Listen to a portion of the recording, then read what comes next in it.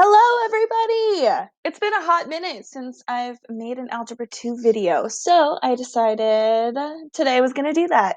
On the agenda for today, we're going to be solving rational equations. We have been working with adding, subtracting, multiplying, dividing, all that kind of jazz with rational expressions. So now we're actually going to solve them, meaning we're going to set it equal to something, or we're solving for it when it's already equal to something, aka intersection points. People, we talked about that with basically all of our previous units. When we have an equal sign, what's it equal to, where is that happening, the intersection point. I would put up my arms in the X, right? So you have me as your lovely host today. Ooh, there I am. Awesome. Yes. And sometimes when we're solving rational equations, as a graphic, you haven't seen really any visuals of them yet, but it might look something like this. Now, the rational equation is graphed in blue. Let me get my laser pointer here. Graphed in blue. And then another thing that it's equal to is the green graph, and I want to know where they intersect, perhaps. Or they might look a little something like this. Again, our rational graph is in blue, and something it's equal to is a constant term. In this particular example, the rational expressions get a little bit more complex, but we'll talk about that when we get to graphing, which is not right now. So buckle up. Let's do solving rational equations. Ooh, before we get started, you are definitely going to need to take notes today. So take out a piece of paper, pencil, pen, whatever floats your boat. Maybe you need a highlighter or something like that. And something I want to bring to your attention is if you see this little icon over here at the top right, that means I want you to take notes on this particular thing. It might be specific notes. It might be a specific example. It's not all of the slides throughout here, but if I do have this here for you, that means I want you to take note of this for real, for real. All right, look. Ooh, I'm getting these transitions down. That was excellent. All right, so today's learning objectives are the following. There's just two, and they really rely on one another. But the main goal that you should be able to say after the end of this lesson and as we continue to practice is that you students will be able to solve rational equations, right? This is the whole section on solving rational equations. Hopefully by the end we can actually solve for specific x values rational equations, where those intersection points are. So maybe this will be you as we're solving. You know, this lady right here. I have another meme for you. I don't always solve equations correctly, but when I do, it's because I've checked my answer. Hint, hint. We're going to have to be checking things. We're going to have to check our answers in this section. So I know you guys hate it so much because it's more work, but we must check, and you'll find out in a second. And the second learning objective that we're going to be doing in this section is identifying domain restrictions. Now, when you guys were doing the Khan Academy videos, you might have noticed that Sal brought up domain restrictions almost in every single one. And I hadn't really explained to you what that meant yet. So in this lesson, we're going to start to talk about that, start to identify domain restrictions, talk about why that's a restriction, what does that even mean again type thing. And I also have a meme for that because, you know, I'm memeing out over here all alone in my isolation. So if you divide by 0, you're going to have a bad time. Hint, hint, nudge, nudge. Domain restrictions happen when you potentially could divide by 0. All right? So, big idea today is we're going to be talking about equivalence. Since we're setting things equal to one another, we're saying one thing is equal to another. We're going to be talking about equivalence, and we're going to be doing some manipulations that are technically equal to 1, so it's like not breaking any algebraic laws or anything like that. But even further than that, think about this. You wouldn't be able to solve 1/2 minus 2/3 without a common denominator, right? Like you wouldn't be able to combine 1/2 and 2/3 if you were trying to bake something. You couldn't figure out what that was without a common denominator. The same thing goes with rational expressions, except we're going to have an equal sign in there. So solving an equation with rational expressions begins by multiplying each side by the lowest common denominator, or LCD. So I don't have the little note thing right here because I don't think you need all of this as a note, but if you want to write down what LCD is, lowest common denominator, go ahead and do that, because I will be referring it to the LCD throughout the rest of this video. And as we're multiplying each side by a lowest common denominator, doing so can lead to extraneous solutions, but only sometimes, not always. So to avoid any of these false solutions, we will need to check our work. Remember, extraneous came up a lot when we were doing quadratics and polynomials. Well, they're back. We have to check and make sure we don't have any liars coming back to haunt us. So let's do a couple easy, nice transition problems, shall we? Again, note this does not have the note sign, so you can just follow along. I think it will be relatively easy for you to do that. So how would you solve this problem? Here's the problem. 2 over 3 equals x over 3. 2/3 equals x over 3. How would I solve this? Notice I have an equal sign here. How do I know exactly what x is going to be equal to in order for this to be true? Remember, equal sign means it absolutely has to be true. What must I do to solve this problem? Think about it. Take a second. Bing! All right. Do we have a common denominator? That might be a thought that crossed your mind. Sure do. We've got 3 in the denominator on the left-hand side and 3 on the denominator on the right-hand side. Then what would I do once I have a common denominator? I get to solve the numerator for x, right? So literally the numerator is just 2 equals x. There we go. We've solved it. Boom, right? So in order to solve this, I had to make sure I had a common denominator, and I had to solve it for x. Which this one, like I said, are you okay? You hanging in there? It was super easy, am I right? A nice intro problem. So let's amp it up, not too much, but just a tad. Okay? Keeping that in mind, how would you solve this problem? X minus 3 over 7 equals 4x plus 12 over 7. Think to yourself, based on that last problem, how would you solve this one? Do we have a common denominator here? Why, yes, we do. The left-hand side is 7 and the right-hand side is 7 as well, so we do have a common denominator. Then the next step would be to solve the numerator for x. So let's set that numerator equal to each other. We've got x minus 3 equals 4x plus 12. And if I were to solve this specifically for x, remember solving is for a specific value of x, there's a couple different things you could do, but just, the way I set it up was I was like, all right, let me subtract x from both sides since this one has the bigger. And then if I'm subtracting x from the left, I better subtract 12 on both sides as well. So I'm subtracting x from both sides and 12 from both sides. X minus x leaves me with no x. Negative 3 minus 12 leaves me with negative 15. 4 minus x leaves me 3x, and 12 minus 12 gives me nothing. So now I have negative 15 equals 3x. In order to solve this for just x alone, I would have to perform division by 3. So I'm going to divide both sides by 3, like so. 3 divided by 3 is 1.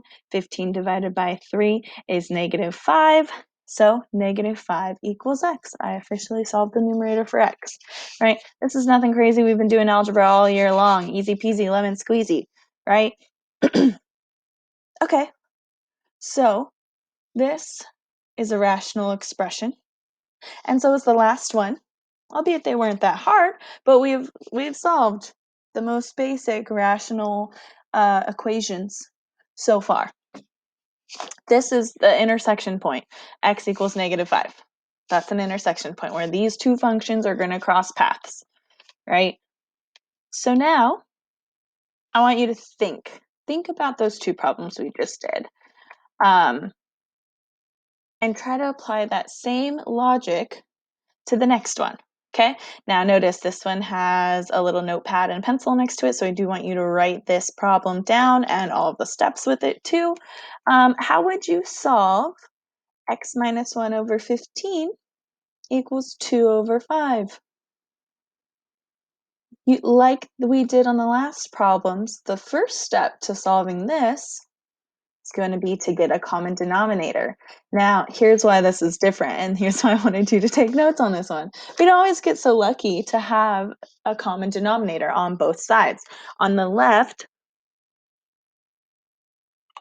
note that we have 15, and on the right, we have 5. So right now, I don't have a common denominator, but between these two numbers here, 15 and 5, 5 can go into 15, right? So my lowest common denominator is 15 because 5 times 3 is 15. 5, 10, 15, right?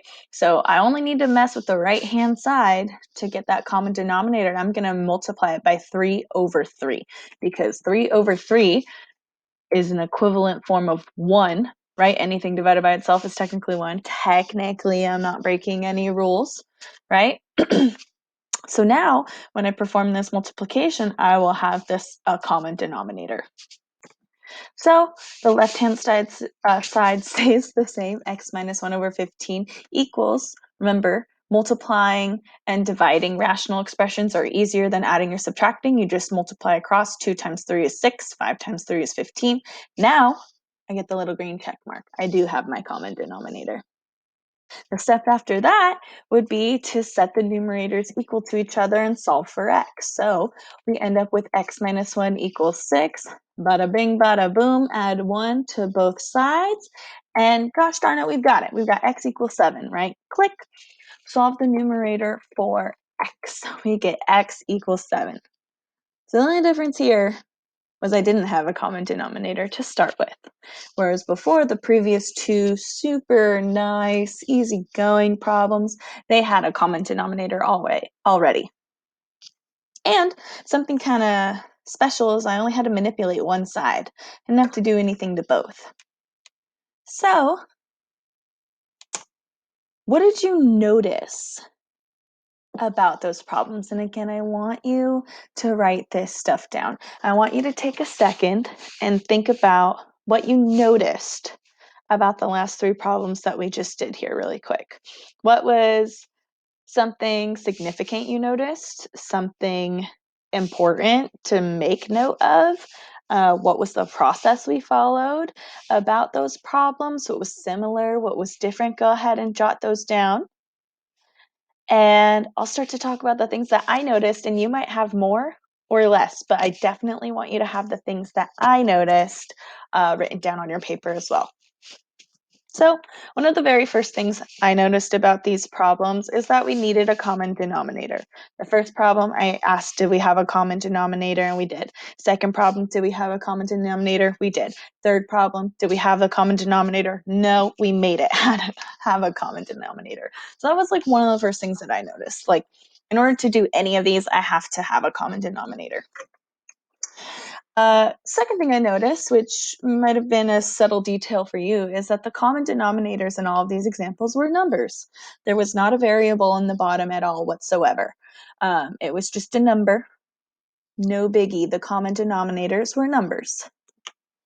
And then we solved the numerators for x. That was the next part of the process. And we just did a little bit of algebra, and we were able to move on with our lives. But my question to you is, what would you need to check if there were variables in the denominator, if there was an x in the denominator? What can you never, ever, ever have in the denominator? What is a mathematical sin? What can you never do? What is totally breaking the law?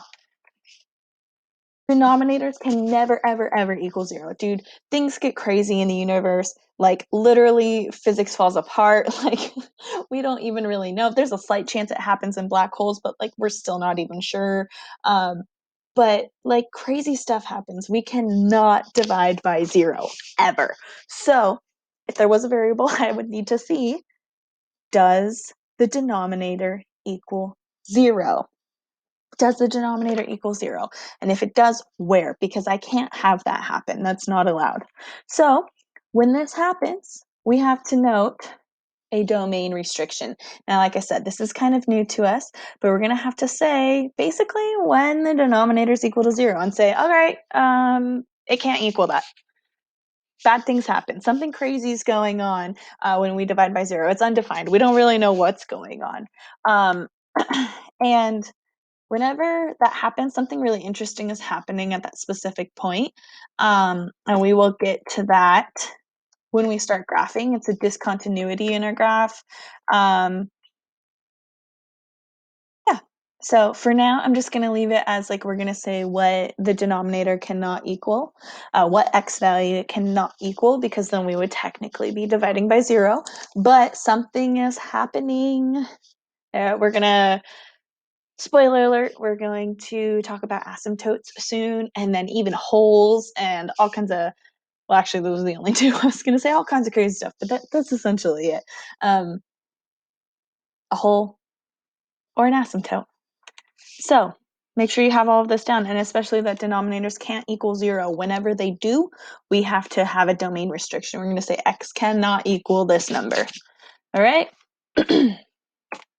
So more about domain restrictions. Again, this has a little notepad up here, so please take note. Domain restrictions. For this example, almost like the very first one, 2 over 3x equals x over 3x, right? Does this have a common denominator? Sure does. The common denominator is 3x in this instance. So notice that now it has a variable in it, right? Before it was just 3, now it's 3x. So when would this denominator equal 0? Once there's a variable, I have to know when is it potentially going to equal 0, because x can be anything. It can be any number we ever wanted. It could be a fraction, it could be a rational number, it could be literally, it could be so many things. So what x value, specific x value, would make the entire denominator equal 0? 3 times what equals 0? So when is 3x equal to 0? Using some algebra, we end up that when x is equal to 0 is when I would get 0 in the denominator. If I plugged in 0, 3 times 0 is 0, right? And I would have 2 divided by 0, which is a mathematical sin, or x over 0, which is a mathematical sin. So the domain restriction says x cannot equal 0. X cannot equal 0. So basically you set it equal to 0 and then say, okay, not that. That's what our domain restriction is. X can be anything we want. X can be 5 million, not a problem. But once x is 0, no bueno, something's going on. Then we would solve the numerator for x, 2 equals x, voila, we're done. Okay, so domain restrictions are when would the denominator equal 0? That's my question for y'all. When would the denominator equal 0? That is our domain restriction. So you set it equal to 0, find out what it is, and say, okay, not that. Does that make sense? It's kind of like reverse psychology for math. We have to figure out, okay, when would it break the law? Cool. Okay, when exactly is that going to be? All right, so everything except that is good. Okie dokie. Now that we have that kind of under control, let's try a few more challenging problems. But let's start with a little bit more challenging problem than the last couple that we've had. All right? I'm up for the challenge. Are you? Get ready. Get your pens and pencils ready. Maybe even a calculator if that's your jam. Whatever. You do you, boo. Okay. Again, this one also has a notebook next to it, so please take note. How would you solve this problem? Boom. Now, that's a little bit crazier than what we've been looking at, right? First of all, we have addition of rational expressions on the left and then equal sign and then something else. So we got x, excuse me, x over x minus 3 plus x over x plus 3 equals 2 over x squared minus 9. How would you solve this for a specific value of x? Now you might be thinking to yourself, Does it have a common denominator? Question mark. Well, not at the moment. No, because this one's different than this one, and it's totally different than that one. So no, they don't have a common denominator. So what do you think that common denominator would be? What do you think that common denominator would? I gotta have it. That's how I've done all the other ones up to this point. What do you think that common denominator is? Psst, take a look on the right. What should you do on the right-hand side? Over here, this x squared minus 9, this non-linear term. What should we do with that? Factor. Okay, factoring, we started off with that a little bit in this unit. It's not going away. We need to factor x squared minus 9. And as a matter of fact, x squared minus 9 is a difference of squares. The square root of x squared is x. Square root of 9 is 3. It's x plus 3 and x minus 3. So the right-hand side, we factored it, x plus 3 and x minus 3. Of course, if you forgot about difference of squares, you could factor per usual, whatever you would like, but we did have to factor it. I want them all in linear terms. Now that I'm here, what would my common denominator be? I've got x minus 3 over here, I've got x plus 3 over here, and I've got both. Well, my common denominator is going to be both of them. They have to have both expressions on the bottom. So it's no longer a number. They both have x's in them.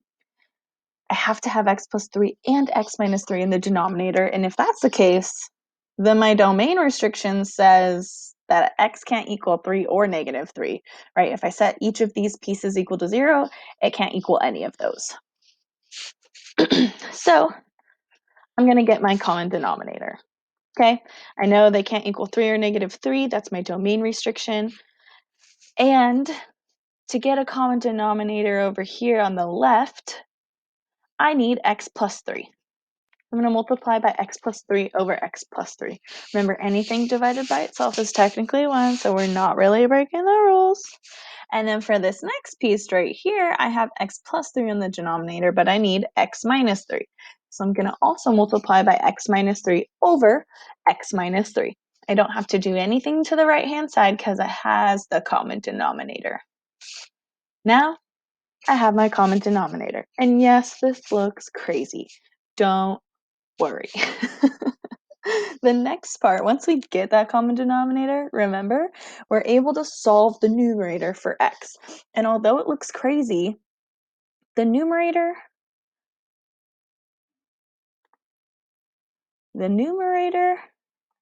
is this stuff, right? X plus 3 times x plus x minus 3 times x. These are like little multiplying signs. I accidentally covered up the plus. Equals 2. So that's what we're going to do next. We're going to solve the numerator for x. I have x plus 3 times x, right? I just wrote them with parentheses, plus x minus 3 times x equals 2. Now, we're going to have to do some distribution, some multiplication here, right? X times x is x squared. 3 times x is 3x. Plus sign stays. X times, x is x squared. Negative 3 times x is negative 3x equals 2. Now we're back to good old algebra land.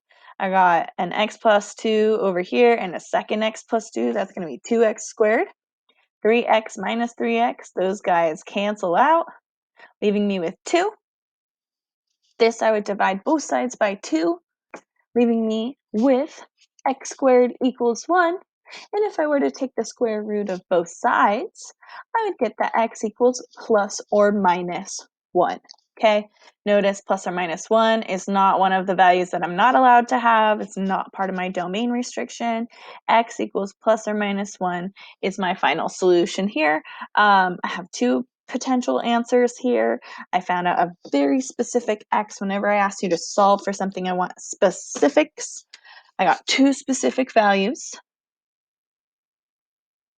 And it kind of was a little bit of work, but nothing too crazy. The hardest part is just getting that common denominator and noting the domain restriction, really. But wait! we have to check our answer because getting a common denominator can result in an extraneous solution. And the time when getting a common denominator can result in an extraneous solution is when you are using a variable in that common denominator. So before, when we were multiplying that one right-hand side of the equation by 3 or 5, I don't remember, when we were trying to get 15, I was just multiplying by a number. Multiplying by a number is not going to mess with anything. But the moment I start multiplying by something that has a variable in it, that's when I can get an extraneous solution. So anytime I do that, I have to check if they're extraneous or not. So we've got to check for extraneous. Our answer was plus or minus 1. So we're going to check x equals positive 1 and x equals negative 1. Here's our checking the positive side, and then we're going to check the negative side, right? So we have to check for extraneous. Plug in the solution being x equals 1, into the original. This is the original. This is our OG equation. And verify that we get a true statement. That's how we checked extraneous. If it's true, cool. It's a solution. If it's not true, it's a liar, just like your x. Your x is a liar. We got to get them out of here. They're extraneous. They're extra. They are not what I need to solve this problem. Again, if you get a false statement, that's your extraneous lie. So we're going to plug in x equals 1 everywhere we see an x. That's right here. That's right here. That's right here. That's right here. And right here. So let's do it. I'm going to plug it in pink so you guys can see. We got 1 over 1 minus 3 plus 1 over 1 plus 3 equals 2 over 1 squared minus 9. Plugging that in, we get 1 over 1 minus 3 is negative 2. 1 over 1 plus 3 is 4. 1 squared minus 9. 1 minus 9 is negative 8, so I get this result. This looks kind of ugly. I'm going to move the minus sign up in the front. So I get negative 1/2 plus 1/4 equals negative 2/8.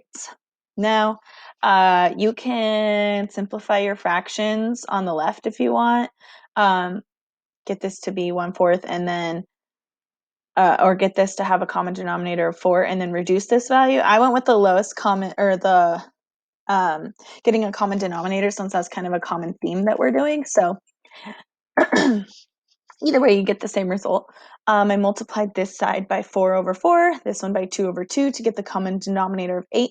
So I have negative 4 over 8 plus 2 over 8 equals negative 2 over 8. And combining the left-hand side, negative 4 plus 2 is in fact negative 2 over 8, which does equal negative 2 over 8. So I am golden. Now, negative 2 over 8 reduces to 1/4. So by all means, if you want to reduce your fractions, go right ahead. I just want to make sure I get a true statement, and this is good and true for me. So the first one worked out. Let's check x equals negative 1 now, and we're going to do it the exact same way. Plug in the solution being x equals negative 1, into the original, and verify if we get a true statement. If it's false, that's a lie. Excuse me, that's a lie, and it is therefore extraneous. It's extra. So same way that we did last time. We got negative 1 divided by negative 1 minus 3 plus negative 1 divided by negative 1 plus 3 equals 2 divided by negative 1 squared minus 9. Now, the top is negative 1 minus 3 is negative 4. Top is negative 1 plus 3 is 2. And then negative 1 squared is positive 1. 1 minus 9 is still negative 8. So I have negative 1 divided by negative 4 plus negative 1 over 2 equals 2 over negative 8. Again, I'm going to change this. We have a negative and negative. That's going to become a positive, and I'm going to move all the negatives to the left. So it just looks more appealing because this feels a little congested. So this is going to give me positive 1/4 minus 1/2 equals negative 2/8. And for this problem, I did the same thing where I got the common denominator to be 8, just because we're getting common denominators throughout this entire unit. That's my reason for doing that. You don't have to do that if you don't want to, but I want to see if I can get a true statement. So again, if my common denominator is 8, I want to multiply the top and bottom of this one by 2 top and bottom of the next one by 4. Doing so, I get 2/8 minus 4/8 equals the right-hand side, negative 2/8. Simplifying the left, simplifying this, 2 minus 4, that does equal negative 2. So negative 2/8 equals negative 2/8, and that is true as well. So since both solutions are true, right, notice I got a green check mark here and a green check mark here, there are no extraneous solutions. Therefore, x equals 1 and x equals negative 1 are the solutions. These graphs are going to intersect twice, and they're going to intersect at x equals positive 1 and x equals negative 1. So you might have no extraneous solutions. You might have one extraneous solution. You might have one solution. You might have no solution. It just depends. But anytime we get a common denominator and we have to use a variable, we have to check. All right, if it's just numbers in the denominator, just constant terms in the denominator, no need for checking. However, if we're finding a common denominator and we need to use x plus something, x minus something, some sort of variable situation, we gotta check it out. All right. And here's the steps for solving. So, want y'all to take good notes of this too, because this is the main deal. We found out in that last problem that we had to do a lot more stuff than previously. So, let's break it down into 5 easy steps. The first thing we have to do, and this was with all of them, actually, that's a total bold-faced lie. I apologize. One thing we want to check for, and you might have to do it and you might not, is to factor the denominators to help find the lowest common denominator. So if they're not already factored, like in the last problem, factor them. Usually that helps, and you're going to leave it in factored form. Leave it in factored form. Again, leave it in factored form. Note any domain restrictions now because I have it in factored form. Remember, denominators can never equal 0, so I want to know where that is and say, all right, x can't equal that. Then we want to get a common denominator. We checked this in every single problem, even the easiest of easies, right? Does it have a common denominator? Yes or no? Multiply each piece by the missing part of the least common denominator if it doesn't already have one. Simplify and solve for x or whatever variable you have. Probably x, but you never know. We might feel crazy. And now we can work with just the numerator. Once I have a common denominator, I get to say like, all right, bottom feeders, get out of here. Working with the top now. Step 4, check for extraneous solutions. We found out what x was. Check for extraneous solutions. Got to check them all. False statement is extraneous. And lastly, I want you guys to tell me exactly which answers are the solutions. In the past units, I have been more lenient on you guys when you were checking extraneous, but I need you to tell me specifically where are these graphs going to intersect? Exactly what does x equal to? I need to know that you know how to check extraneous. You know what extraneous means. And you're going to tell me exactly where the equation is true. All right, so write that down, Patrick. Write that down. Take a second, write this down. Very, very important. 5 steps for solving rational expressions. And if you need more time, go ahead and pause the video, but I'm going to keep it rolling. So this is the last problem that we're going to do today. Try this one. Solve the following equation for x. Again, notice this icon. I want y'all to write it down. Check this out. I want y'all to write it down. So start off by writing negative 4 over x squared plus 2x equals 2 over x plus 2 minus 1 over x. And you should have written down all of these steps for solving. So I'm going to keep them right here so it's nice and easy for us to reference. But the first step to solve is factor denominators to help find the LCD. Notice this is not factored because it's not linear. So we need to factor this. X squared plus 2x has a common factor. Common factor is x. So we would extract that, leaving us with x times x plus 2. and the right and left stay the same. So now that this is factored, I can see x and x plus 2 is probably going to be my common denominator because here I have x plus 2, check, but I don't have x. Here I have x, but I don't have x plus 2, check. So factoring actually helps me find my lowest common denominator. My lowest common denominator is going to be x and x plus 2. And now that I've found my lowest common denominators, setting each one equal to 0, x equals 0 gives me 0. X plus 2 equals 0 gives me -2. I know that my domain restriction is that x cannot equal 0 and x cannot equal -2. Something's going on at those points, and we'll talk about that when we get to graphing. But I know my graph will be undefined at those 2 points because then we would be potentially dividing by 0, and we don't do that in my class. Never. Okay, step 1, done. Step 2, let's get a common denominator. So I just have to multiply this equation and the next one by what I'm missing. Remember, multiply each piece by the missing part of the LCD, right? Here, let me get some colors out. Let's do light green for this one.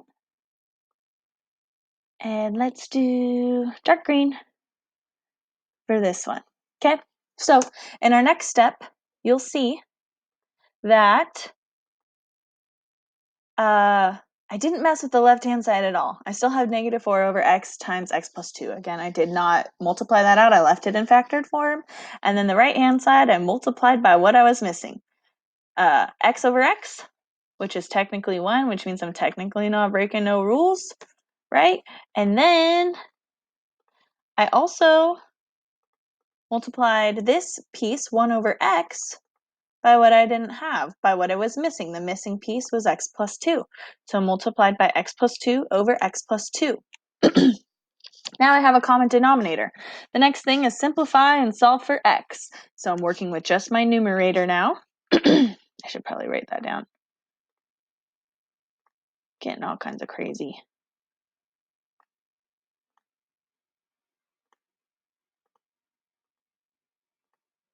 So again, we're going to concentrate on just the numerator now. For step 3, we're going to have -4 equals 2 times x is 2x. -1 times x is -x. 1 times 2 is -2. With this negative distributed, so I have -4 equals 2x minus x minus 2. This is just algebra, y'all. -4 equals 2x minus x leaves me just 1x minus 2. Next step, easy peasy lemon squeezy. We're just going to add 2 to both sides. And we end up with -2 equals x. Step 4 says check for extraneous solutions. Now remember, here I multiplied by a variable, and here I did too. So I have to check and make sure I don't have any extraneous solutions. Whenever I get a common denominator and I multiply with a variable in there, I have to check for my extraneous solutions. Right now, I only have one solution to check, so that's not too bad. I'm just going to plug it in to the, ooh, wait a second. I got x equals -2. First of all, that's part of my domain restriction. X cannot equal -2 because then I'll be dividing by 0 right here specifically. Right here in the original equation, I'm going to have 2 divided by 0. Something is undefined. I can't even do that algebra. So this is automatically going to make it extraneous. So sometimes don't forget to look back at your domain restrictions. That might help you out. So we only have one solution, and it's a domain restriction. That means that it is not a solution there, aka there are no intersection points. There's no solution. X is not allowed to equal -2. Right here, we said it already. So there's no solution, meaning these graphs never intersect. That's all that means. There's just no solution. And that's where we're going to stop, just because it's a little intro into solving. We will do some more solving next week, but thanks for tuning in, y'all. You'll have a couple practice problems again in the HyperDoc, and if you had or still have any AP exams this week, I wish you the best of luck. All right. Hope you enjoyed